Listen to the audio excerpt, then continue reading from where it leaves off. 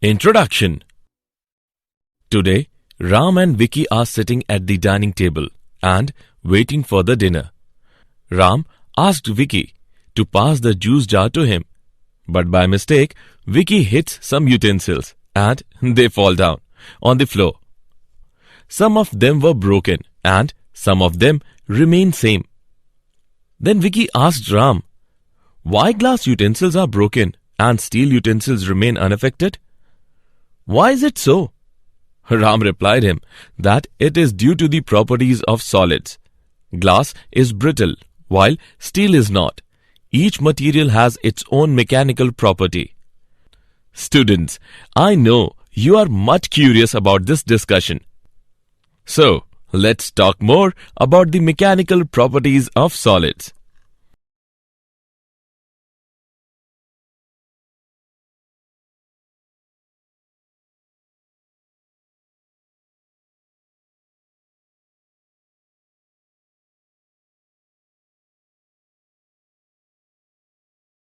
Objectives.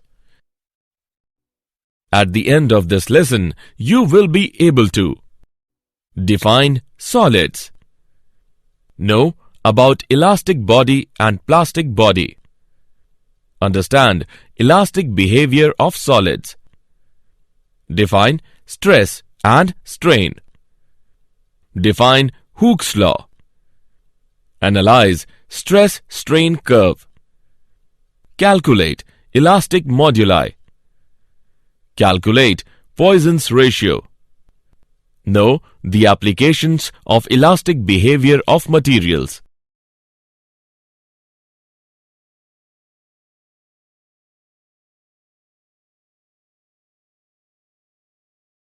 Definition. A solid is that state of matter in which its atoms and molecules are strongly bound so as to preserve their shape and volume. Solids can be classified into two classes. Number 1. Crystalline solids. These are the solids in which atoms or molecules are arranged in a regular pattern. Number 2. Amorphous solids. These are the solids in which atoms or molecules are arranged in an irregular pattern. These solids are also called glassy solids.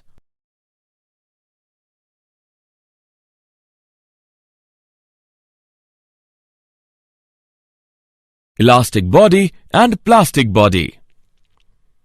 A body that regains its original shape and size on the removal of deforming force within the elastic limit is called an elastic body. Elasticity is defined as the property of matter by virtue of which it regains its original shape and size after the removal of deforming force. A body that does not regain its original shape and size after the removal of deforming force is called a plastic body.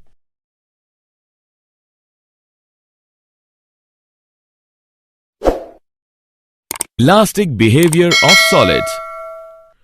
In a solid, each atom is surrounded by neighboring atoms. When a solid is deformed, the atoms are displaced from their equilibrium positions, causing a change in the interatomic distances.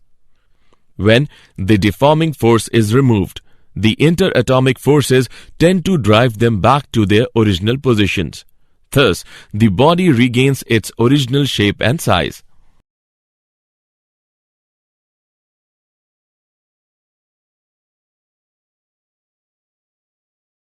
Stress. Stress is defined as the restoring force per unit area set up in the body when deformed by an external force. Stress is equal to restoring force upon area. SI unit of stress is Newton meter per square. Stress is of two types: normal stress and tangential stress. Normal stress. It refers to the deforming force per unit area acting normal to the surface of the body. Normal stress is of two types. Tensile stress. When there is increase in length of the body in the direction of the applied force. Compressive stress. when there is a decrease in length of the body in the direction of the applied force. Tangential stress. It refers to the deforming force acting per unit area tangential to the surface of the body. Strain. Strain is defined as the ratio of the change in dimension of the body to the original dimension of the body. It has no unit and dimension.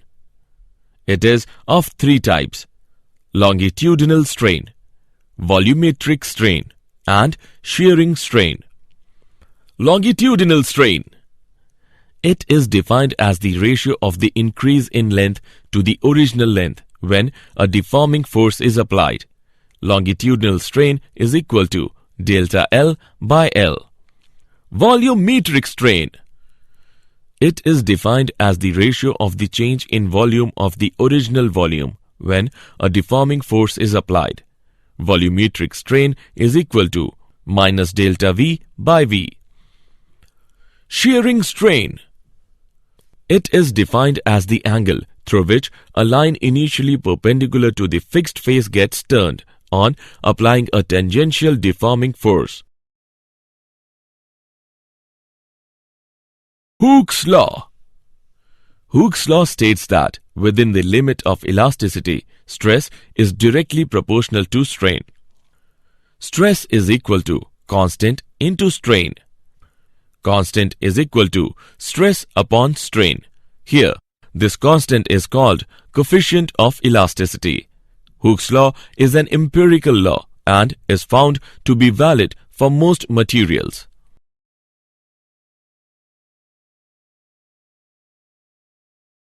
Stress-strain curve. Consider a wire suspended vertically. When the wire is loaded, a stress is developed. On loading, the wire increases in length and thus strain is developed.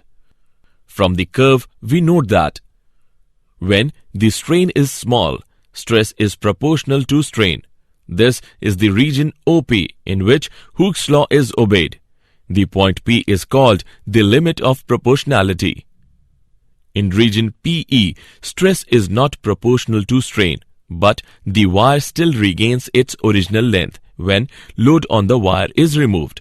Thus, the point E is called the elastic limit. The region from O to E represents the elastic behavior of the material of the wire. In region EA, strain increases much more rapidly than stress.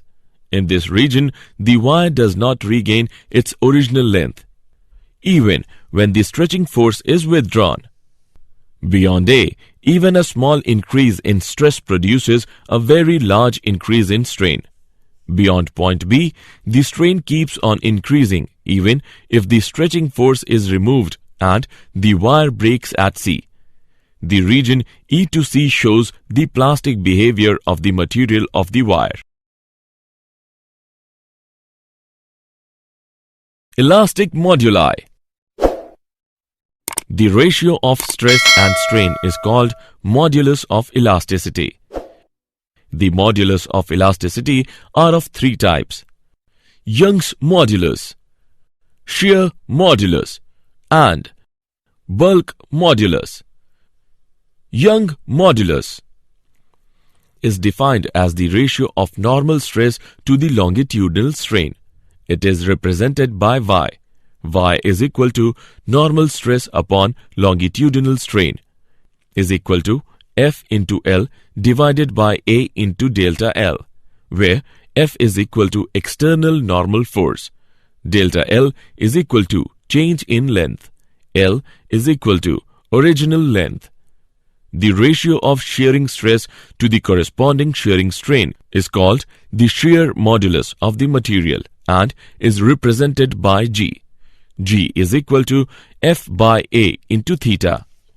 It is observed that the shear modulus is generally less than Young's modulus.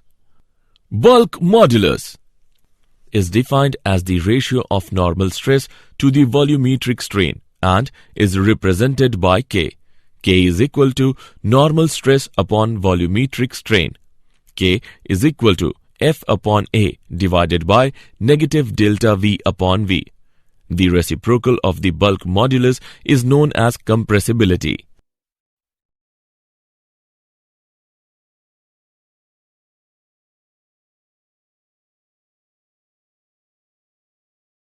Example. Let's take an example of elastic moduli. A rubber cube of side 7 cm has one side fixed with the tangential force equal to the weight of 200 kg is applied to the opposite face. Find the shearing strain produced and the distance through which the strained side moves. Given modulus of rigidity for rubber is 2 into 10 raised to the power 7 dyne per centimeter square. Let's see the solution. Given value R, L is equal to 7 cm and F is equal to 200 kgf. Converting the value of F into dynes, we get F is equal to 200 into 1000 into 981 dyne. Eta is given by 2 into 10 raised to the power 7 dyne per centimeter square. We know that area of the face of the cube A is equal to L square. Putting the values of L into above equation, we get A is equal to 7 into 7 centimeter square is equal to 49 centimeter square. We know that eta is equal to F upon A theta. By putting respective values, we can calculate the value of theta, which is equal to 0.2 radian. Shearing strain is given by delta L upon L. Delta L is equal to 7 into 0.2 centimeter. After calculation, we get the value of delta L is equal to 1.4 centimeter. Poisson's ratio. When we stretch a wire, it becomes longer but thinner. It means that the increase in length is always accompanied by a decrease in the cross-section. The ratio of the lateral strain and the longitudinal strain is constant for a given material is known as the Poisson's ratio. V is equal to epsilon dash divided by epsilon. Here, V is the Poisson's ratio.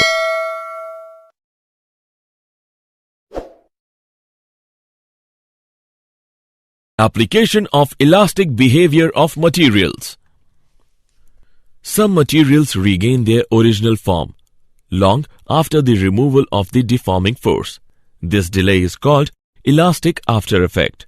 Generally, suspension are made of quartz whose elastic after effect is very small.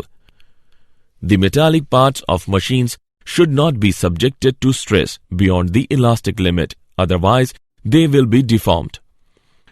The railway track beam's cross-section is I in shape. It gives an advantage of lightness and the flanges are able to withstand the compression and tension force due to loading. The thickness of the metallic rope needed to lift a given load is decided using the knowledge of elastic limit of the material, of the rope and the factor of safety. While using a material, it is ensured that the working stress is always larger than its breaking stress. The difference is the safety factor. Did you know? Maxwell was the first to define bulk modulus. According to recent studies, a class called semi-crystalline solid does exist. In this, both amorphous and crystalline phases coexist. Some polymers are in this category, for example, polyethylene. When a body is heated but not allowed to expand due to certain constraints, then internal forces are developed which give rise to stress known as thermal stress. Summary. Let us summarize what we have learnt. A solid is that state of matter in which its atoms and molecules are strongly bound so as to preserve their shape and volume. Elasticity is defined as the property of matter by virtue of which it regains its original shape and size after the removal of deforming force. Stress is defined as the restoring force per unit area set up in the body when deformed by an external force. Strain is defined as the ratio of the change in dimension of the body to the original dimension of the body. Hooke's law states that within the limit of elasticity, stress is directly proportional to strain.